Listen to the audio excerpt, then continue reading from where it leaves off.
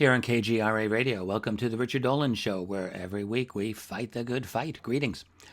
We now move on to part 7 of the JFK Sessions. That is my ongoing interview with JFK assassination researcher Phillip Lavelle. Phillip and I met a few months ago on a cruise ship and ended up doing a 4.5-hour impromptu session, all of which has already been aired and organized into earlier segments of this series. This installment that you're about to hear is from a phone interview we had a bit more recently because, well, there was more of the story to tell. Phillip's knowledge of the assassination of President Kennedy is deep and extensive. He's not an author and he hasn't published his research, but he's done a tremendous amount of work on this subject, including several important interviews with key individuals over the years. He knows this field as well as anyone.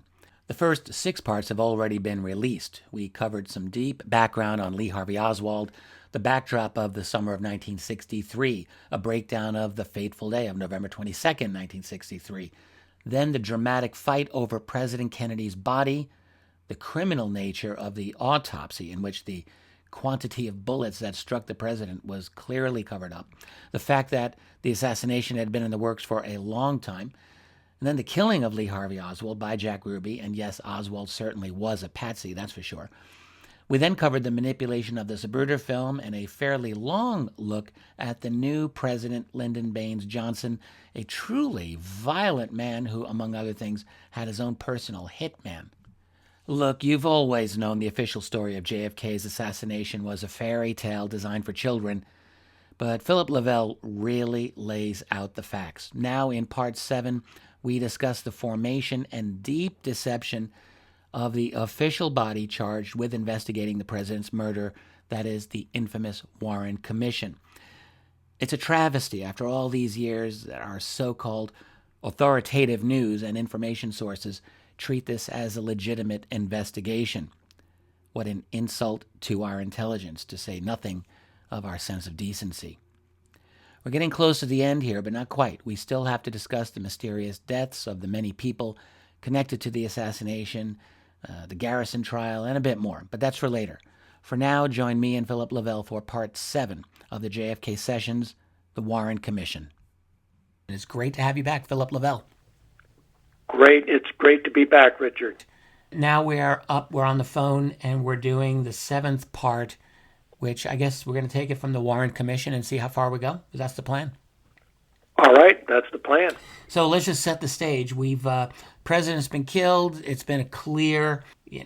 Obviously, there's a conspiracy going on. We discussed the mangling of the travesty of the autopsy and the fight over the president's body, the killing of Lee Harvey Oswald by Jack Ruby.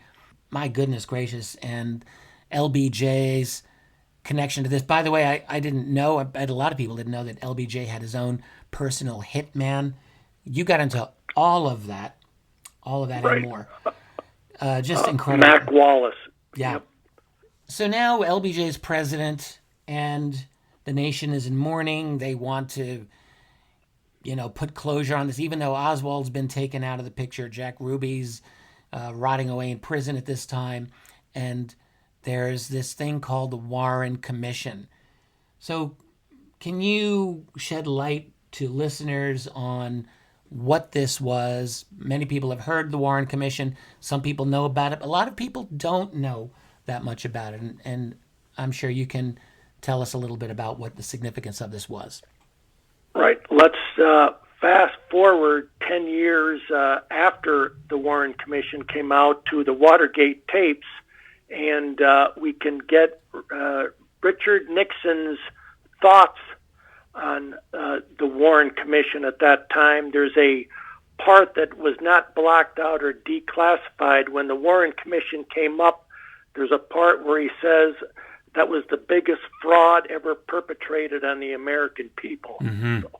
So that's about where you can start what the Warren Commission really ended up being. And that was formed very much, I think it was formed on November the 29th is when where they actually did it, November 29th of 63. And it 1 was week after the president was killed, just 1 week.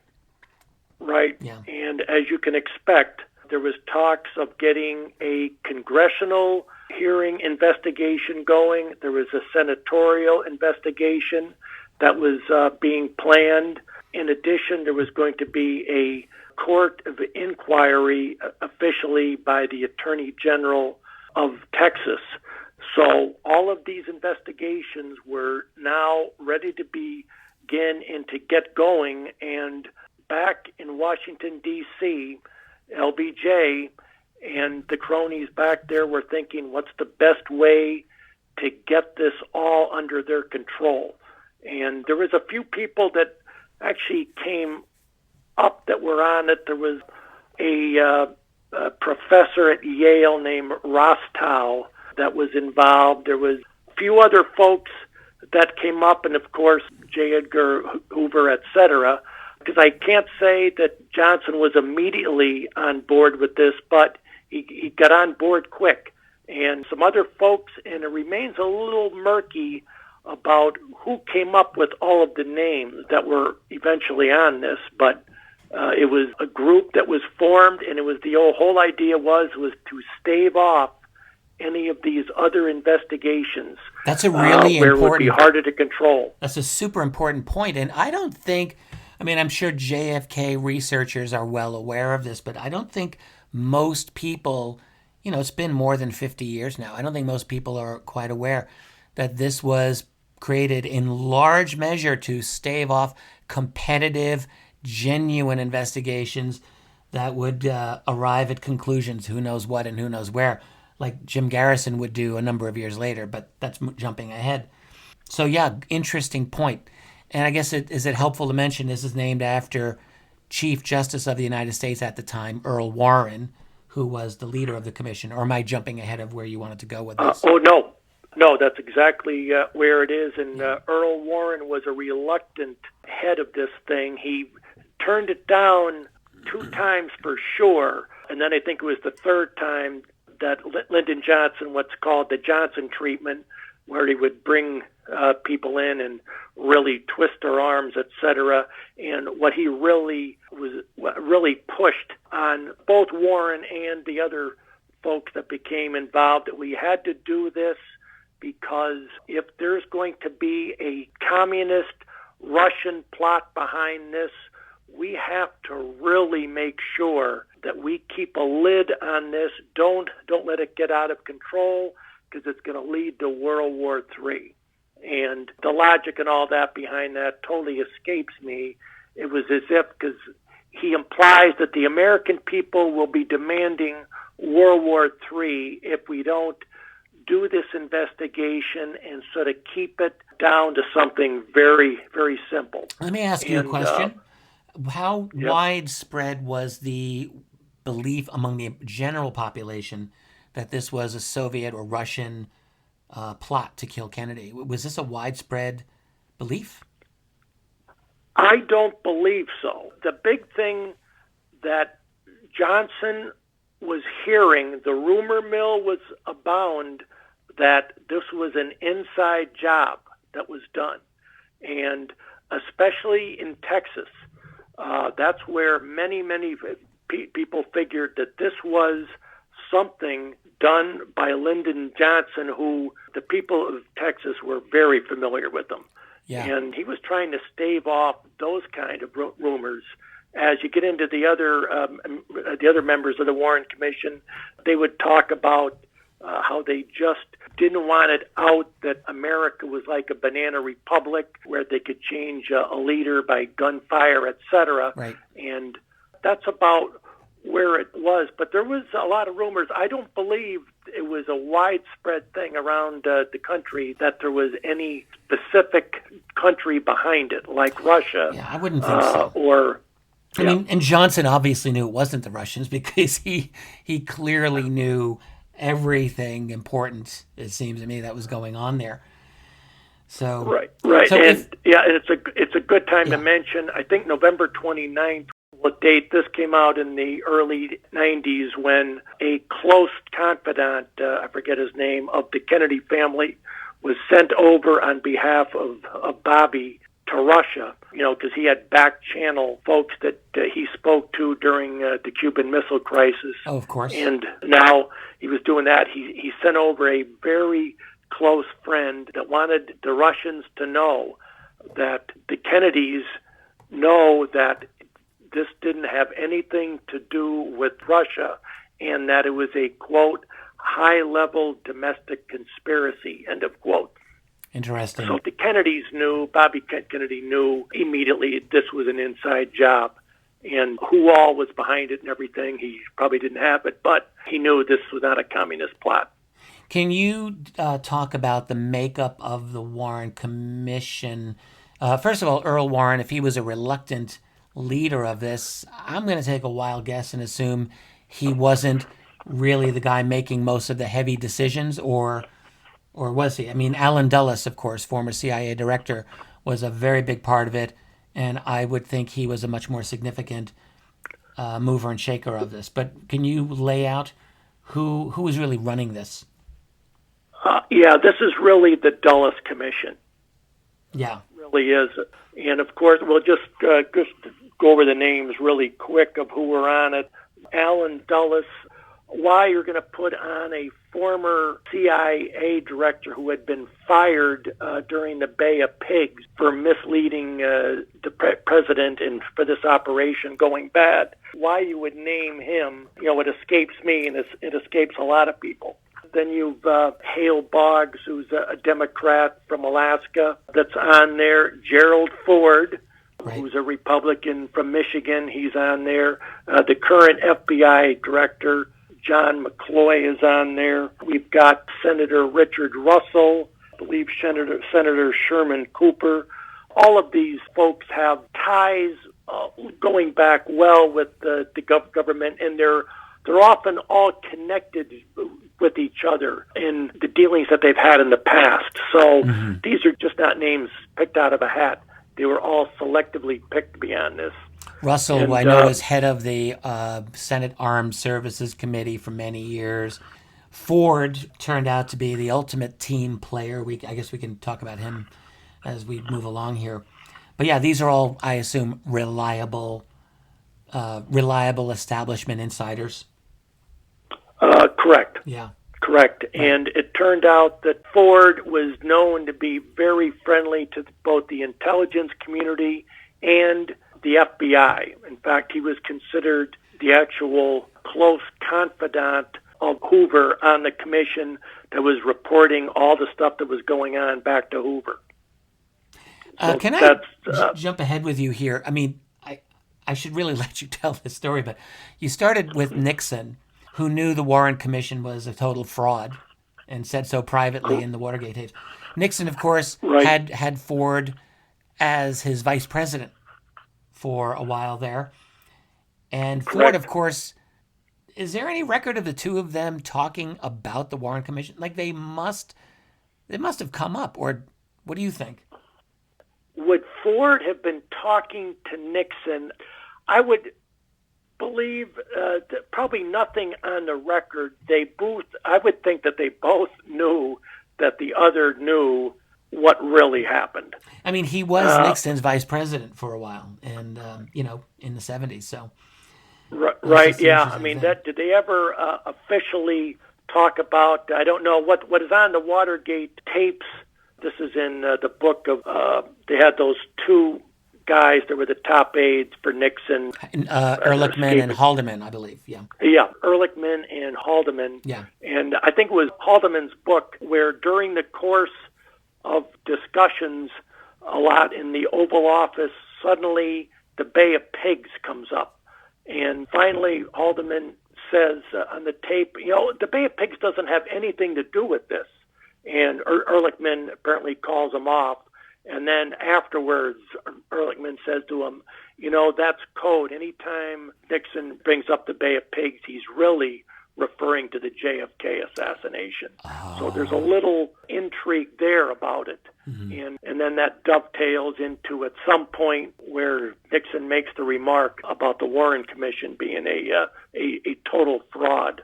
Of course, it was meant to be a private opinion, but yes, of course. But of course, it had got out many years later. Well, so let's jump into the Warren Commission then and talk about the evidence they looked at, the evidence they ignored. You did get into a lot of this in our previous elements of this interview, but how do you want to approach this now? I would say let's just talk about the investigative arm, really, of the whole Warren Commission was the FBI. And that was who they used. And, of course, they also got some other information from the Secret Service and from intelligence agencies. But as time would go on, it would be learned of how much information was kept from the Warren Commission by the intelligence agencies. So that is something that came out, and it was formally put in the House Select Committee report that would have been done in 1979. Mm-hmm. That was the second investigation that was done, and the conclusion of them was that there was key critical information that was left and was kept from the Warren Commission by the intelligence agencies. Not necessarily the FBI or the FBI? Did they specify mostly who? That was the intelligence agencies, so CIA? But they also said that the FBI investigation was woefully inadequate in delving into any aspects of conspiracy. So they officially put that in the report. Interesting.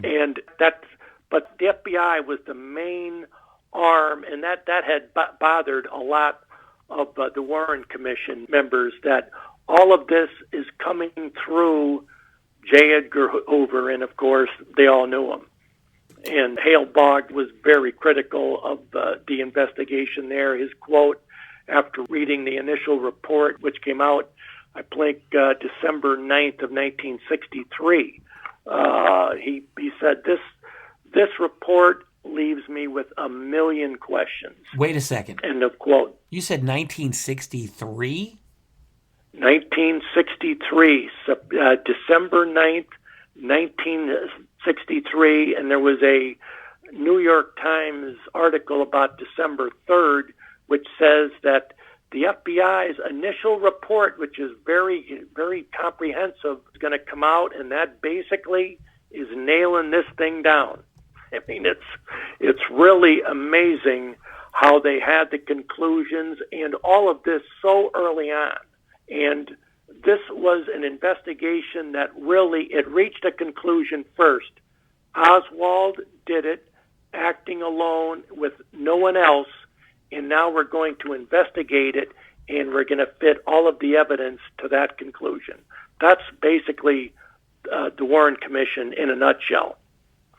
I'm looking at this. I'm pulling this up on Wikipedia. I can't believe I'm doing it. Yeah. So, it says that they first met on December 5th, 1963 in the National Archives. That was the Warren Commission, correct? Yes. And then concluded, looks like sometime in 1964, where they had... That's the Warren Commission. When I said the report was December 9th, that was the initial FBI report. I see. Which went to the Warren Commission. Gotcha. I'm so sorry, yeah. That was it. But, I mean, not much changed. The one big change, and it remains to this today, the FBI report that had come out initially in December of 63, the Secret Service report that came out initially, all have 3 shots and 3 hits.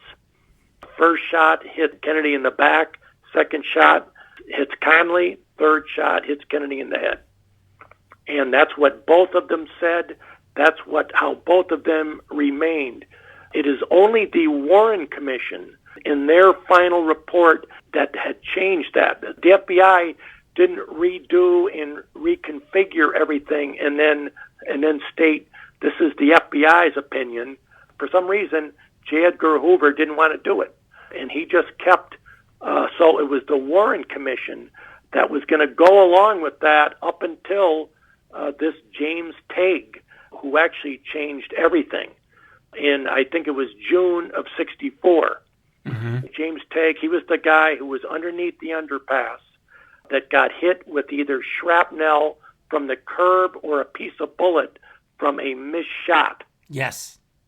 So that takes it from 3 shots now to 4. Correct. And what he does is he reads a report in the newspaper, I imagine it was the Dallas Morning News, that says that the Warren Commission is about to come out with the final report. They've got 3 shots and three hits. And he says 3 shots and 3 hits. I'm on the front of the Dallas Morning News on Saturday, November 23rd, with a photo there of myself, and it shows that we are showing where the curb was hit. They have not even talked to me. They have never talked to me about this. And now they're going to come out and say there was three shots and 3 hits. It was on the front page that there was a missed shot. So that he had sent off apparently a letter. It went to the Attorney General, I think, of Texas, that had then sent a letter with a copy of the news article, the report that James Tague had done and had signed, and he sent it on to the Warren Commission and said, you have a final report that says 3 shots and 3 hits. This guy says he was never contacted, yet he is saying there's a missed shot there for sure. So anyway, then suddenly the Warren Commission had to completely rechange and backtrack. So then that had started. I actually got to speak with that guy in November of 2013. And it was fun to talk to him because he was, I think at the time, officially a used car salesman. Yet it was him that changed history by getting them to change the story, and he was the one that was the birth for the single bullet theory. Yeah, so the magic bullet sometimes as we've called. So they're actually the single bullet and the magic bullet are actually 2 separate things. Oh, okay. Well, you'll have to explain that. Just real quick, the single bullet is the fact that one bullet hit both Kennedy, went through Kennedy, hits Conley, goes through him, causes all of the damage to Conley, and that single bullet then did all of that damage to those 2 men. The magic bullet is the fact that that Commission Exhibit 399, as it's called, the actual bullet that they have in the evidence in the archives there is very close to pristine. It was just slightly misshapen a little bit. It had done all of that damage, and based on where it hit Kennedy lower in his back, about 5.5 to 6 inches below the collar, and then had gone through him, went through, hit Conley, hit the ribs, which is a bone, then it hits the very dense wrist bone, and then ends up in the thigh, and the fact that it's perfectly, almost pristine, but yet it matches up to the rifle that supposedly Oswald had. So that's why there's a magic bullet that is really talked about, and then the single bullet theory. Right, exactly. I follow you. So let me ask you this question. The investigation of all of this, it's very obvious from your description of the day of the assassination itself that there were many bullets flying around. You were saying maybe as much as 10 or so bullets were fired. And that actually seems to make a lot more sense. Certainly there were many witnesses who said that there were more than 3 bullets fired. How was it that the FBI did such a terrible job of interviewing people? And obviously, I mean, how diligent were they even in finding witnesses? They clearly left so many witnesses out anyway, right? Yes, they had reached the conclusion. Now the evidence had to match the conclusion, and they knew from the firing of the rifle that it takes about 2.3 seconds to recycle the gun and then shoot. That does not count the aiming. So, so for the very most, knowing that from the Zapruder film, it was always believed that all of this occurred within 6 seconds, and that can only account for 3 shots. The first shot was already in the chamber there, all set to go. All he had to do was aim. Mm-hmm. That should be the best shot, you would think, from a common sense standpoint. True. While it is believed that shot, they imply they don't state it in the Warren Commission report, but they imply that that was probably the shot that had missed. And then from that point, it takes 2.3 seconds to get the next. I see. Yep, to have the next bullet in, then another 2.3 seconds there. But the 2.3 seconds, that's just to cycle it through. That's not to aim. So realistically, you would need, to do it right. That is why none of the experts that they ever put on the job, nor did the CBS special done in 1967, no one was ever able to duplicate it. Right, with that type of Mannlicher Carcano rifle. Correct. Yeah. Yep. So these shots, of course, it'd be nice to have a visual where you show the dent that's in between.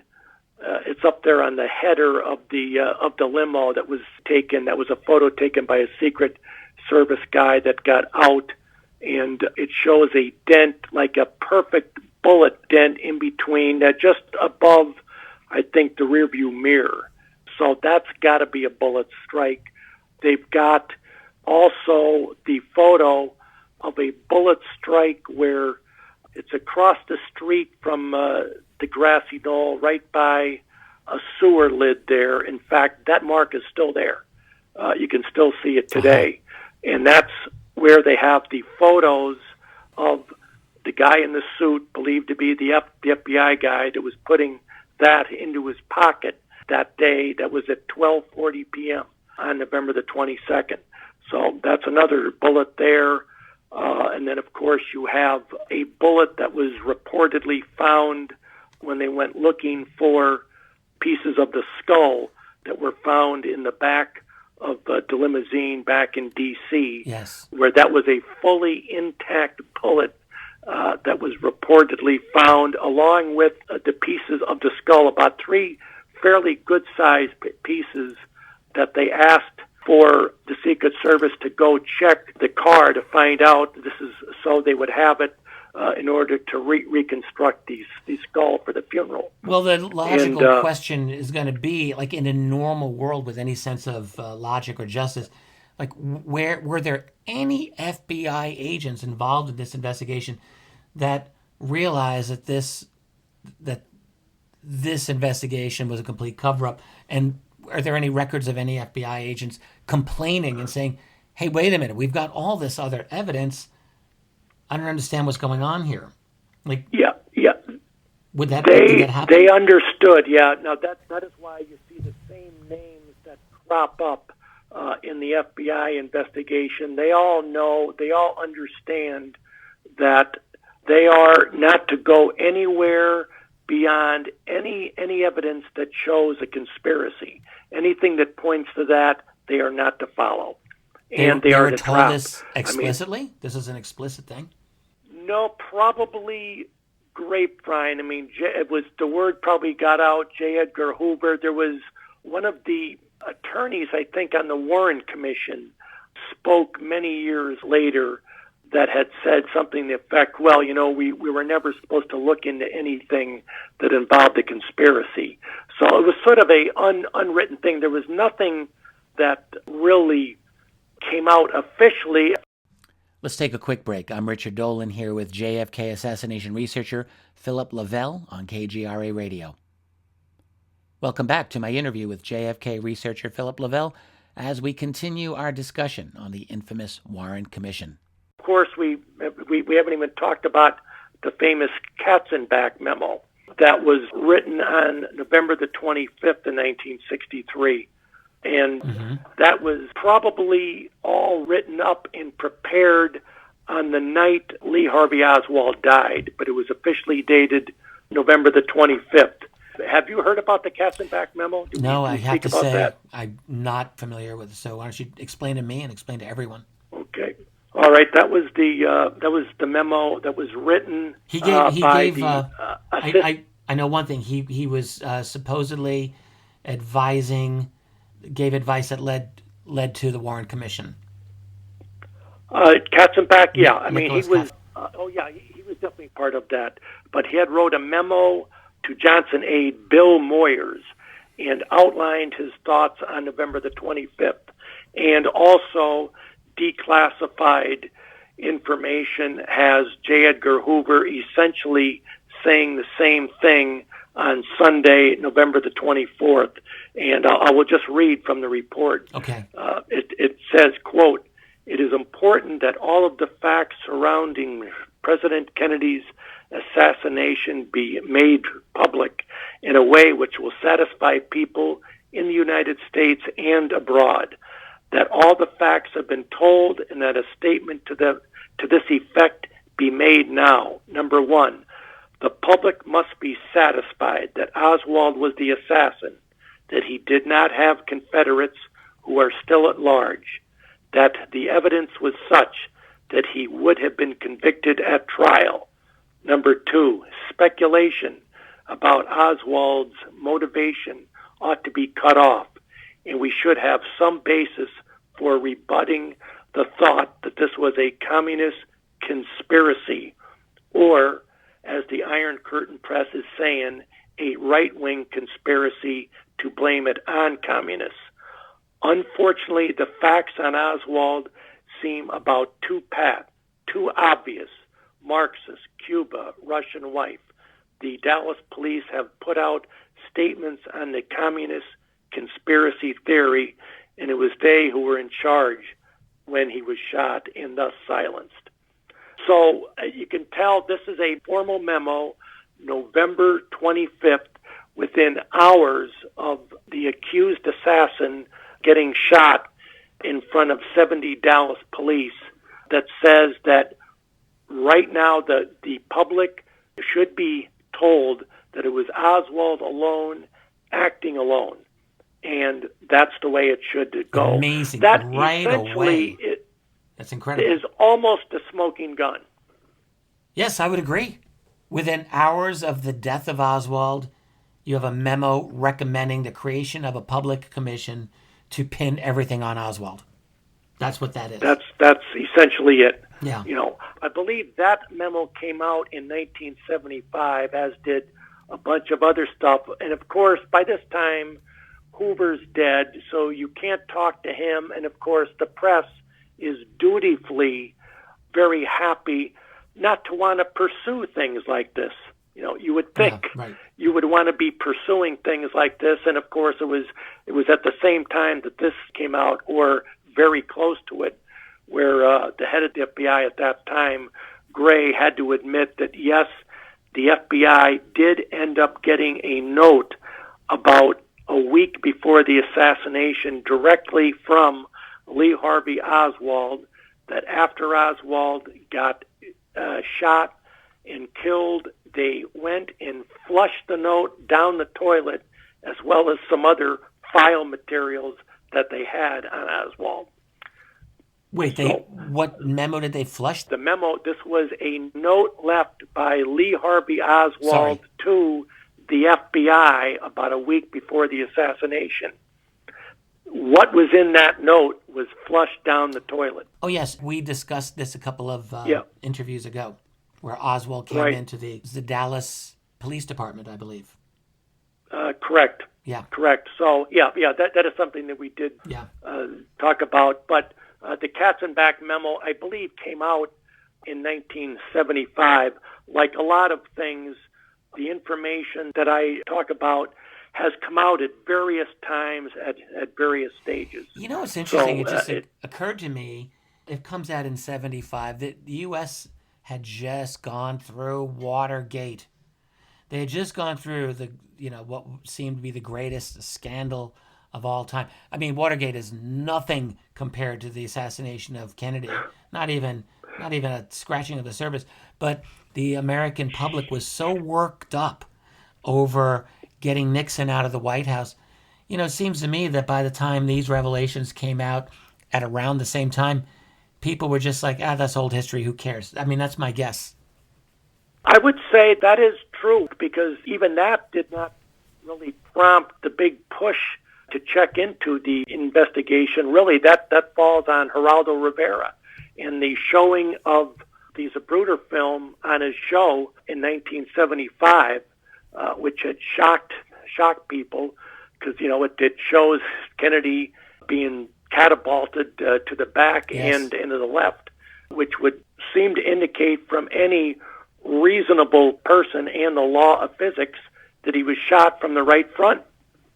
Exactly. That's what really prompted the big brouhaha, and eventually ended up in the House Select Committee doing an investigation not only into JFK, but also Bobby Kennedy and Martin Luther King.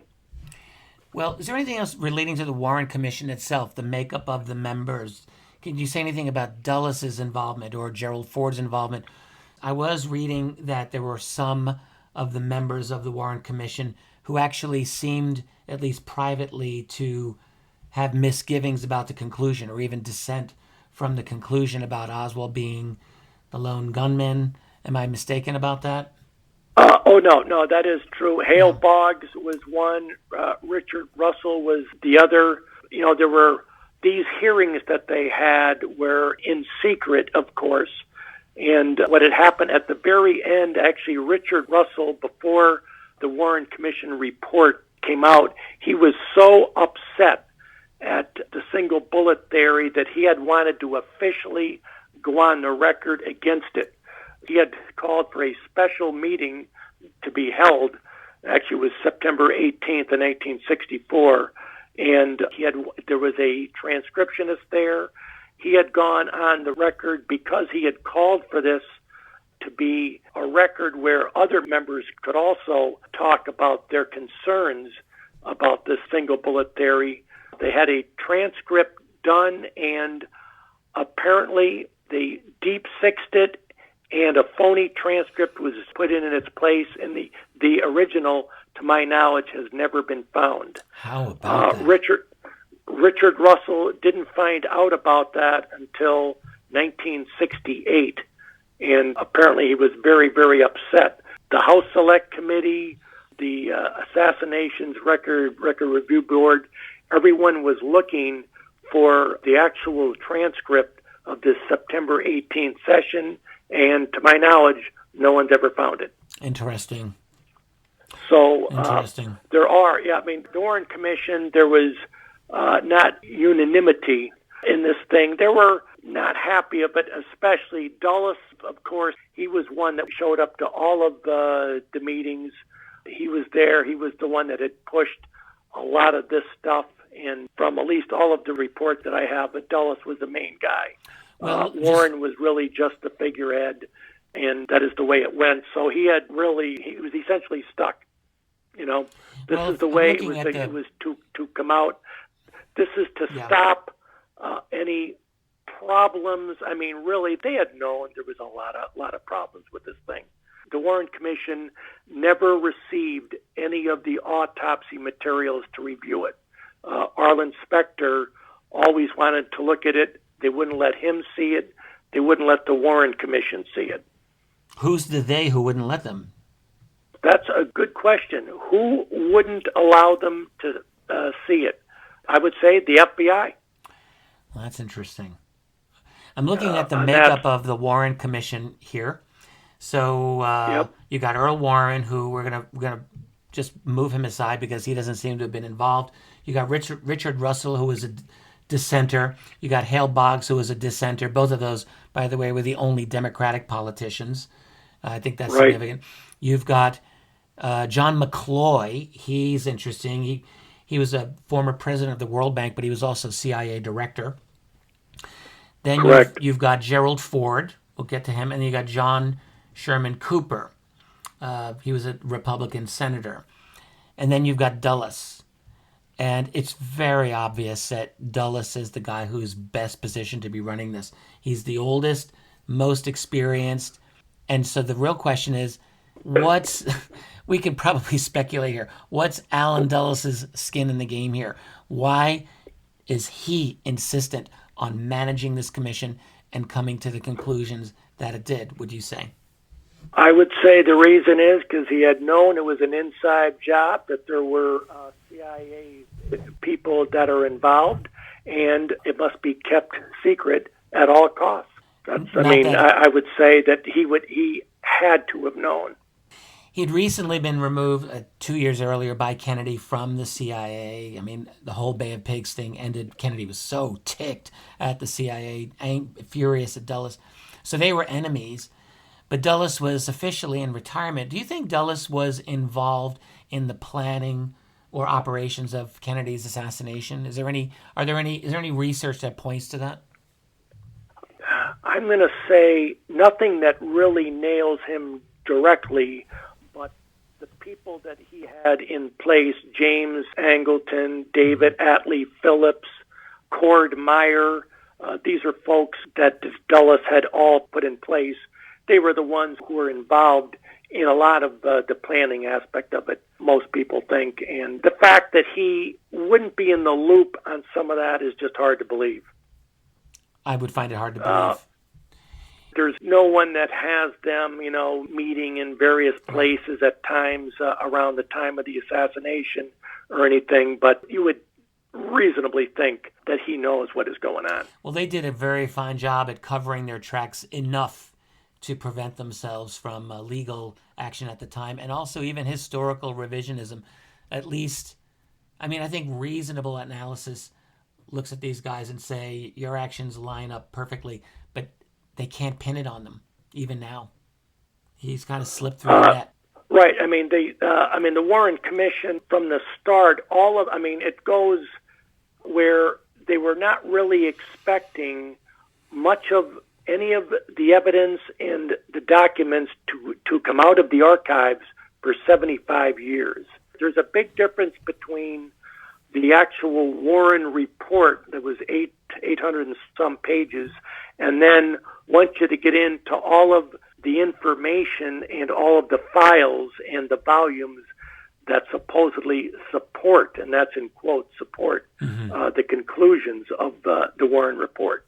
So there's a big difference between all of that information. That is where the initial researchers found the information that shows how many investigative leads they dropped and didn't follow up on, and all of the investigative leads that they went after that really weren't germane to the investigation. In those detailed notes. For instance, a couple of the more famous ones are getting the dental x-rays of Jack Ruby's mother, talking to Lee Harvey Oswald's second grade teacher, tracking down and finding a babysitter for Lee Harvey Oswald, things that are ludicrous to even think that has anything to do with it. But in that way, they could say that they did 25,000 interviews and re-interviews of people. Acting as if it's exhaustive. Harold Weisberg, one of the early researchers that looked at this, said that the actual report was disorganized with scientific precision. There was actually no index to it, for you to go and find out, well, what did this witness say? And go and find it. It was intentionally left very skewed. And once you get into this, you could see, of course, the autopsy materials never given to the Warren Commission, the selective witnesses that they chose to hear, the selective witnesses that they chose to totally ignore, like James Tague until he had complained. You have many people who eventually looked at the statements that they gave to the FBI and said that they changed the wording in the report that they had given. So they had altered the evidence. They had changed other pieces of evidence. Key critical stuff, for instance, on the report where it said that Oswald, his tests came up negative for the paraffin test in the cheek. The report attached to the Warren Commission doesn't have it on there. When you go to the archives at the Dallas Police, that's where Jim Mars found the same report that was in the Warren Commission. At the bottom, it tells about the paraffin test that was negative, which shows that there was nothing on Oswald's cheek showing he did not shoot a rifle that day. So those are the kind of things that is all throughout the Warren Commission. and all things that you'll find. They just to emphasize this again, you're telling us, and you're telling people that within the details of the notes of the Warren Commission, not the final report, but it is proof absolutely refuting their conclusion about Oswald. Absolutely. Yes. I mean, there is right stuff that would completely exonerate him, especially the chain of evidence on all of the key critical items, the bullet, the rifle, things of that nature, the paper bag where supposedly he brought in the gun to the depository that day. All of these items, every single pieces of the evidence that are involved, there's problems all over the place with them. The chain of custody, that as well as the shooting of Tippit, same problems. That is because they were playing footloose and fancy free with them. Absolutely. So it's clear that there's an agenda in with the Warren Commission to manage the evidence in a certain way. You've got this mountain of evidence, and they're taking this tiny sliver of evidence and leaving out everything that they want to leave out to create the conclusion that they want to create, knowing the Zapruder film wasn't available for anyone to see, knowing that there was really no other alternative narrative available for the world to see. Like, they knew they had a monopoly of everything, and they were essentially nosing out all other competitive investigations at the time. So again, there's clearly the agenda there. I mean, how Ruby got into the basement of the Dallas police, Ruby being seen out at Parkland Hospital. I mean, things like that as you go over the witness statements that are in the actual body of the evidence, shows that they had three separate people. One, a absolute solid witness, Seth Cantor, who's a reporter who used to work in Dallas, that was there, knows Jack Ruby, said hi to him, talked to him out at Parkland Hospital, and two other ladies that knew Ruby said that they saw him there. And in the Warren report, they said they took that into account, but they asked Jack Ruby, were you out at Parkland? And he said no.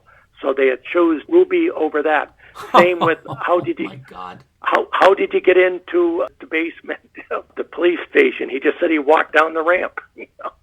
I mean, and they believed. I mean, they chose to believe him because they don't want the trouble associated with any other trouble that the truth would actually bring out. I mean, there's so many examples of that. The lie detector test that they did on Ruby, the House Select Committee went over it, hired their own experts, and said there was 12 critical things that the FBI did wrong during the administering of Ruby's lie detector test that are the basic stuff you would do depending on how high the settings that you had it, etc.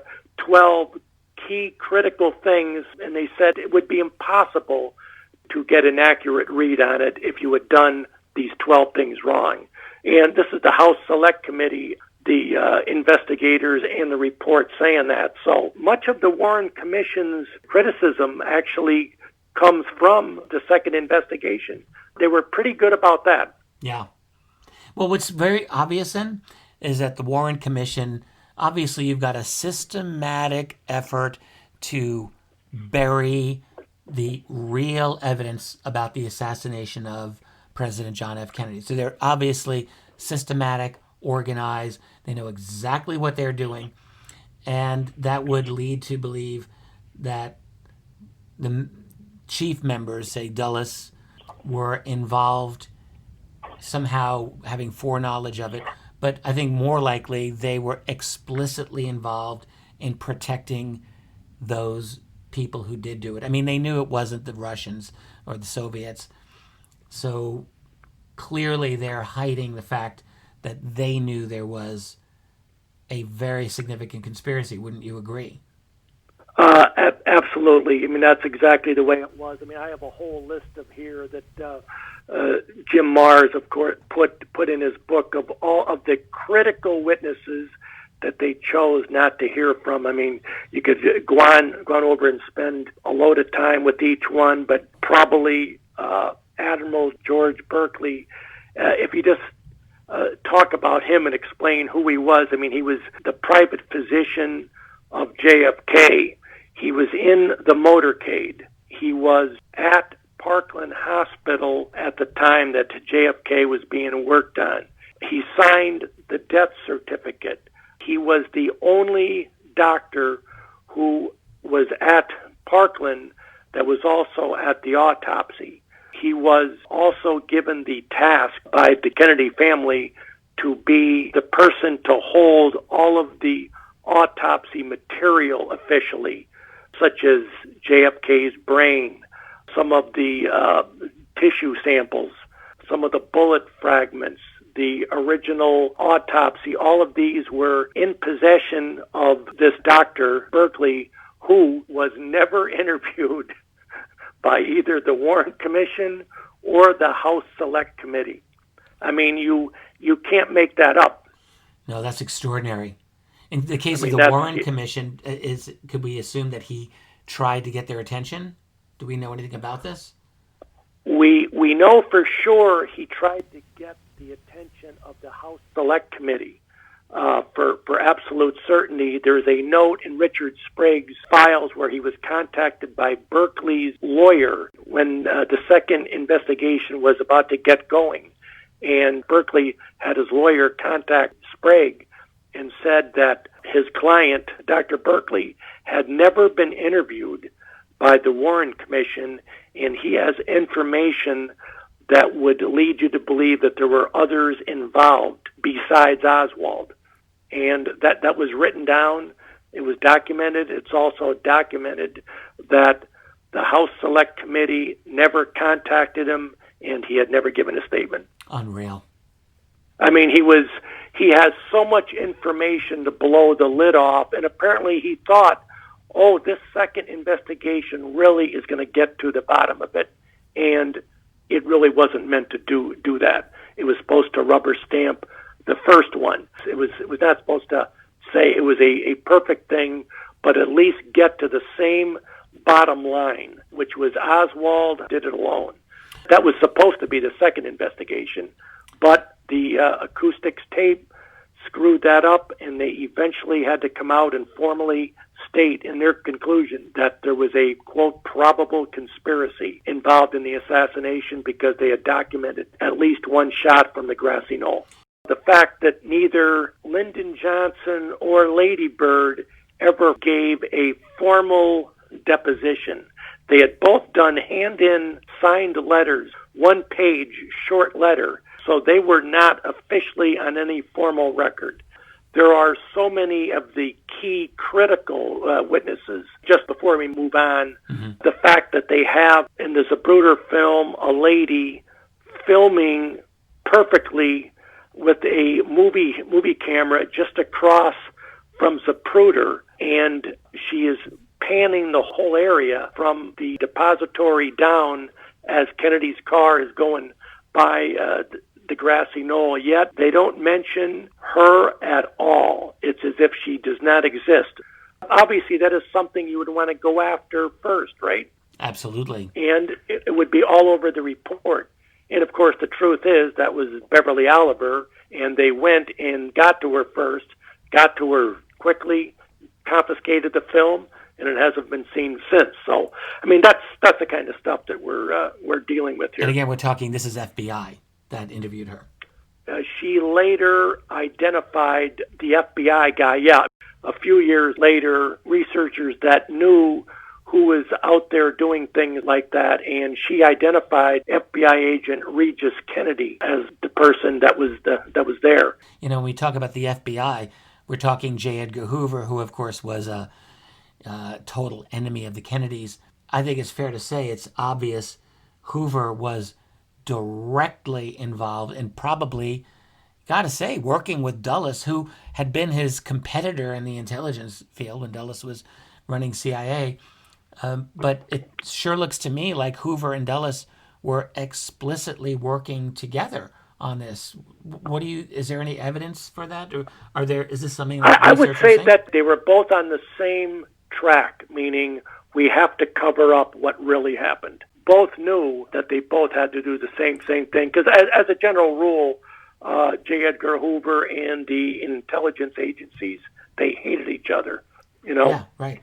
Well, let me ask you this. But if you think that they knew what they were doing, they both knew their job, so to speak, could you speculate who their job was for? Would it be for Lyndon Johnson or for some other person or group?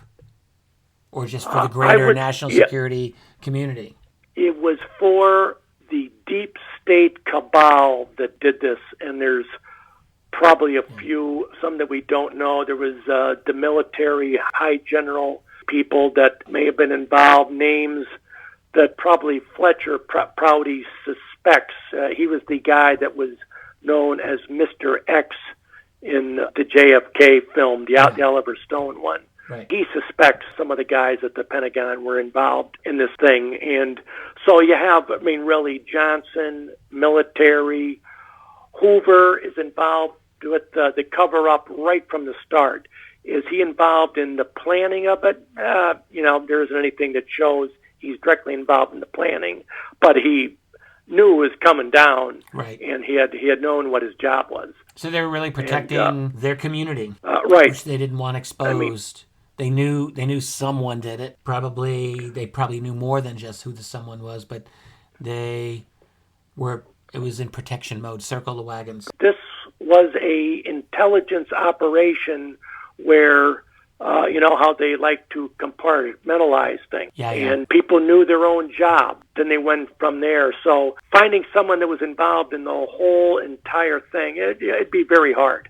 No, I get it. It'd be very, very hard. That concludes part 7 of the JFK Sessions with researcher Phillip Lavelle, where we discussed the obvious dishonesty and cover-up that was the Warren Commission. The late Jim Marrs always referred to the Kennedy assassination as a coup d'etat. Once you get into the details of that awful event, you can really understand what he meant. And as tragic as that was, as criminal as it was, it's just as bad that all these years later, we are subjected to the insulting official story that Lee Harvey Oswald committed this act and did it by himself. This has got to change. Thanks for listening. Because of the nature of social media everywhere now, the presence of this and similar programs I've created are never secure. You never know when the hammer may come down. That's why I encourage you to visit my website, Richard Dolan Members, where I produce much more content like what you've just heard. Hope to see you there. Meanwhile, let's remember, while we learn and grow and search for the truth, let's be good to each other. Later.